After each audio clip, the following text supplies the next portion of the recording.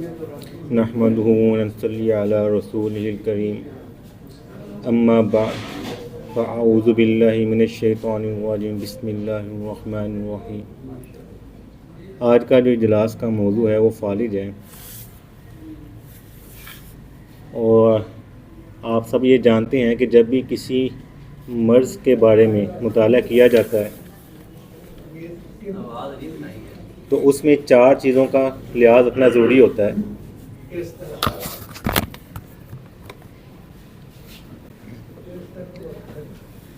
ایک مرض کی ماہیت،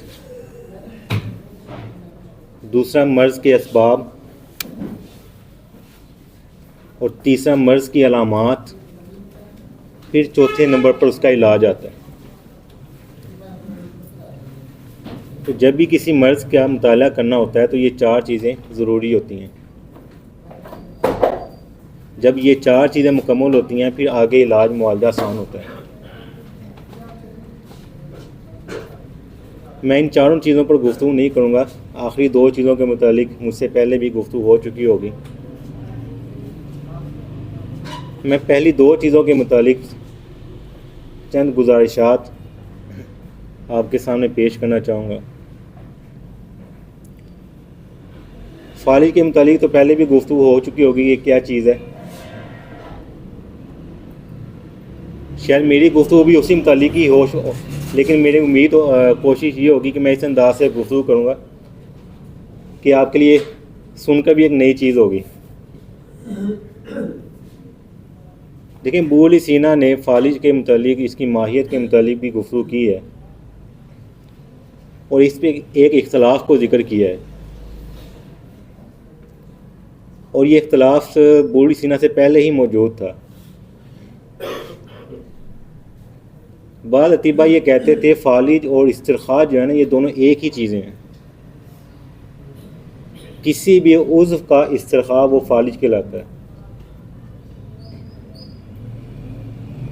لیکن بعد میں اکثر اطباء نے یہ رائے اختیار کی کہ آدھے نصف حصے کا استرخاء وہ فالج ہے۔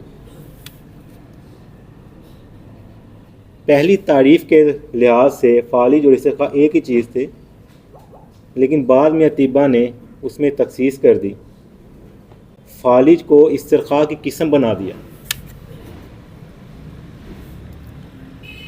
آج جو ہے وہ اس میں تھوڑا سا فرق نہیں کیا جاتا۔ جو یہ اصطلاح جب اختیار کی گئی تھی کہ آدھے نصف حصے کو فالج کہا جاتا ہے، تو وہاں پر یہ بھی لحاظ رکھا جاتا تھا کہ سر سے نیچے کا جو حصہ آدھا ہوتا ہے اس کو فالج کہتے ہیں۔ جو ابو علی سینا اور جو محققین نے جو تعریف اختیار کی تھی وہ اصل میں یہ تھی۔ ہمارے ہاں مشہور یہ ہو گئی ہے کہ سر سے لے کر نیچے تک دھڑ سے آدھا حصہ جو ہوتا ہے وہ فالج کہلاتا ہے۔ سر کا جو آدھا حصہ ہوتا ہے نا، اس میں جو بیماری ہوتی ہے اس کو وہ لکوہ کہتے تھے۔ تو جب کوئی مریض ایسی صورت ہوتی ہے اس کا لکوہ، اس کا جو سر بھی جو استرخاء ہو جاتا تھا اور پورا جسم بھی استرخاء ہو جاتا تھا، تو وہ اس مرض کو کہتے تھے لکوہ مع الفالج، کہ لکوہ بھی ہے اور ساتھ میں فالج بھی ہے۔ لیکن یہ کوئی ایسا جھگڑا نہیں ہے، کوئی جھگڑے یہ جو کہہ کہ زیادہ اختلاف والی بات نہیں ہے۔ یہ اصطلاحات کا فرق ہوتا ہے، یہ سہولت اور ضرورت کو دیکھ کر کیا جاتا ہے۔ آپ کو جہاں جس چیز کی سہولت ہے یا جس چیز کی ضرورت ہے وہ آپ چیز فرق رکھ سکتے ہیں۔ یہ وجہ ہے کہ ابو علی سینا جہاں پر یہ اختلاف ذکر کیا ہے نا، اس نے یہاں وہاں پر صرف اتنا ذکر کیا ہے کہ ہماری جو اصطلاح ہے فالج کے مطابق وہ لغت کے زیادہ مناسب ہے، ہم نے اس لیے اختیار کی ہے۔ تو بعض دفعہ اختلاف نظر آتا ہے، لیکن آپ نے اس کو اختلاف زیادہ اچھالنا نہیں، وہ اچھالنے کی ضرورت نہیں ہے۔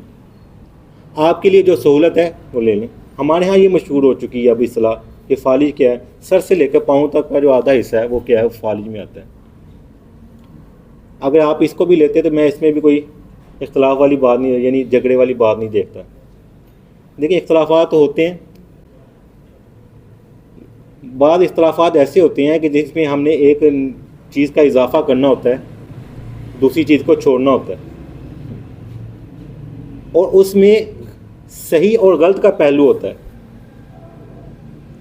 لیکن بعض دفعہ بہتر اور کم بہتر کا پہلو ہوتا ہے۔ یہ جو اصطلاح ہے یہ صحیح اور غلط کی نہیں ہے، بہتر اور کم بہتر کی ہے، ٹھیک ہے۔ اب اسی طرح ایک اور اصطلاح ہے ہمارے ہاں جو ہے کہ مثلا آپ نے یہاں پر طباء کرام سے سنا بھی ہوگا کہ دائیں طرف کا جو فالج ہے وہ حرارت سے ہوتا ہے، اور بائیں طرف کا جو فالج ہے وہ برودت سے ہوتا ہے۔ پہلے یہ چیز موجود نہیں تھی، یہ تحقیق پہلے نہیں تھی۔ پہلے تحقیق اس طرح تھی، اگر آپ بولی سینا کی کتابیں یا فارسی کتابیں پڑھیں گے آپ کو ویسے ملے گا کہ یا فالج بارد ہے یا بلغمی ہے یا فالج دموی ہے، یہ سدہ یا بلغم کا ہوگا یا سدہ خون کا ہوگا۔ اس میں یہ اضافہ نہیں تھا کہ کس جانب کا بلغمی ہوگا کس جانب کا دموی ہوگا، یہ فرق نہیں تھا۔ تو جدید تحقیق میں بعض جو طباء کرام کر رہے ہیں اس میں وہ کیفیات میں یہ فرق بھی کر رہے ہیں کہ اگر دائیں جانب میں ہے تو وہ حرارت اس میں آپ نے مد نظر رکھنی ہے، اگر بائیں جانب میں ہے تو اس میں برودت کو آپ نے مد نظر رکھنا ہے۔ دیکھیں تحقیقات جو ہیں دو طرح کی ہوتی ہیں، ایک تحقیق یہ آپ یہ کرتے ہیں کہ آپ نے نئی تحقیق کی ہے، اس میں پچھلی تحقیق کو غلط ثابت کر دیا، اور دوسری کی تحقیق یہ ہوتی ہے کہ آپ نے نئی تحقیق کی ہے، پرانی تحقیق میں اضافہ کیا ہے۔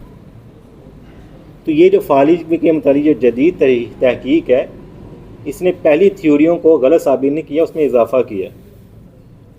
تو ٹھیک ہے اگر بلغمی دائیں یا بائیں کا آپ فرق کر رہے ہیں، لیکن آپ یہ تو فرق کریں گے نا کہ یہ سدہ بلغمی ہے یا خون کا، بلکہ اس میں آپ کو یہ بھی دیکھنا پڑے گا پیچھے ورم تھا یا بحران تھا یا عصب کٹ گیا ہے، ان کا بھی لحاظ رکھنا پڑے گا۔ تو یہ کہنے کا مقصد یہ ہے کہ یہ تحقیقات میں اضافہ ہے جو ہے وہ پہلی تحقیقات کو غلط قرار دینا نہیں ہے۔ اسی طرح آپ یہ پڑھتے ہوں گے ایک اختلاف جو ہے نا وہ اسے مثال کے طور پہ ایک ذکر کر دیتا ہوں میں، دماغی جھلیوں کے متعلق بھی ایک اختلاف ہے کہ یہ کتنی ہیں۔ اگر آپ قدیم تحقیق میں پڑھیں گے تو آپ کو ملیں گے وہ دو جھلیاں، ام غلیظ اور ام رقیق۔ جدید تحقیق میں آپ پڑھیں گے وہ کہتے ہیں 3 جھلیاں، ام رقیق، ام غلیظ اور غشاء عنکبوتی، جو دونوں کے درمیان میں ہے۔ یہ اختلاف ہی دراصل پہلا اختلاف ہی ہے۔ یہ تحقیق بھی کوئی دیکھیں، میں نے پہلے جو فالج و استرخاء کے متعلق جو اختلاف ذکر کیا نا، یہ بھی ویسا ہی اختلاف ہے۔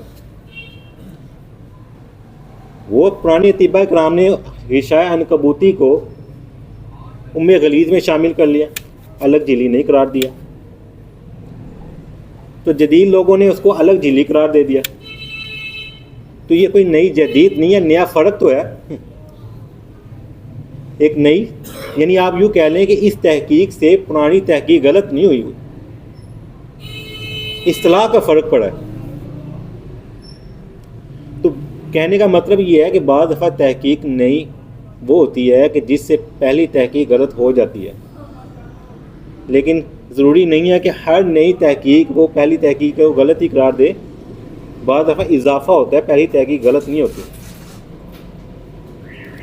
دیکھیں فالج میں نے یہ موضوع خاص طور پہ اس لیے اختیار کیا ہے کہ آج کل کے اطباء کو سنتا ہوں تو اکثر مجھے ایک حدیث یاد آ جاتی ہے، لعن آخر هذه الامت اولها،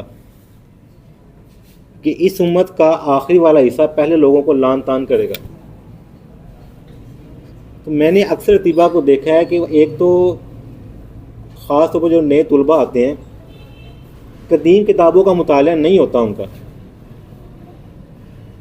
تو وہ کیا کرتے ہیں، یہ پہلے لوگوں نے اس میں تحقیق ہی نہیں کی، یا پہلے لوگوں کی تحقیق پڑھی یا لیکن صحیح سمجھا نہیں اس کو وہ کیا کہہ رہے ہیں، تو فٹ سے اعتراض کر دیتے پہلے لوگوں نے صحیح تحقیق ہی نہیں کی۔ تو ہمیں اعتراض سے پہلے وہ کہتے ہیں نا کہ میں نے اکثر یہ تجربے میں کیا، میرے یہ جو ہے نا اکثر یہ آپ ایک نصیحت بھی ہے، ہم جو نا ہمارا ایک ذہن بن گیا ہوا ہے کہ جو پہلے لوگوں کی تحقیق ہے نا، ہم نے اس کو دیکھنا ہی اعتراض کی نیت سے ہے. تو اس وجہ سے جو نا ہمیں یہ نقصان ہوتا ہے کہ ایک تو ہمیں ان کی تحقیق نظر نہیں آتی. اگر ان کی کوئی تحقیق ہے ہمیں غلط نظر آتی ہے، ہم دیکھنے ہوتا ہے کہ اس کو کوئی غلط پہلو دیکھیں. کیوں؟ اس کی وجہ یہ ہے کہ ہمارے ہاں جو تقسیم نکل آئی ہے نا وہ یہ ہے کہ قدیم اور جدید، کہ ہم نے جدید کو لینا، قدیم کو چھوڑنا، یہ تقسیم نکل آئی ہے. دیکھیں بولی سینا کا زمانہ جو ہے وہ جالینوس کی نسبت جدید تھا، ارسطو کی نسبت جدید تھا، لیکن اس نے اپنی تحقیقات میں یہ نہیں کہا کہ میری تحقیق جدید ہے اس لیے لو. اس نے اپنا جو مسلک پیش کیا، اپنی جو رائے پیش کی ہے، اس کی دلیل پیش کی ہے. کیوں؟ بات جدید اور قدیم کی نہیں ہے، بات صحیح اور غلط کی ہے. تو ضروری یہ نہیں ہے کہ اگر ہم جدید تحقیق کریں تو ہم صحیح ہیں، ہم غلط بھی تو ہو سکتے ہیں. تو جدت ہونا ہماری کیا صحیح ہونے کی علامت نہیں ہے. تو ہمارے ہاں طلباء کا یہ ذہن بن گیا ہوا ہے کہ بس اب وہ ایک تو یہ کرنا ہے کام، جو جدید تحقیق ہے اس کو لے لو، پرانی تحقیق ہے بھی یا نہیں ہے پتہ نہیں ہے، لیکن پرانوں کو لام تان لازمی کر دو کہ انہوں نے کچھ کیا ہی نہیں.